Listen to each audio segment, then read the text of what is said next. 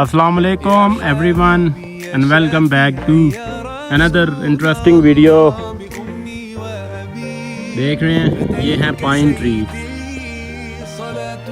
तो ये वो जगह है जहाँ पे आके कोई मुझे इफ्तारी करवा सकता है। तो अगर किसी ने इफ्तारी करवानी है तो इधर आके इफ्तारी करवाए मुझे। यहाँ पे बैठेंगे, गप्पे लगाएंगे, इफ्तारी करेंगे दरख्तों के।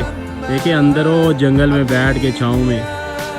तो मेरे संगी जो मुझे देख रहे हैं, इफ्तारी करवाओ नहीं तो धरना होगा इधर। और ये जगह इतनी दूर नहीं है, ये वैली ऑफ करोर है। देखें कितनी प्यारी जगह। यहाँ पे आके कैंपिंग भी की जा सकती है और इधर आके बड़ा अच्छा टाइम स्पेंड किया जा सकता है। ये मेरा अपना इलाका है, मेरा गांव है ये, ठीक है।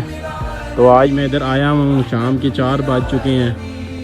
आज मैं इधर ही इफ्तारी भी करूँगा।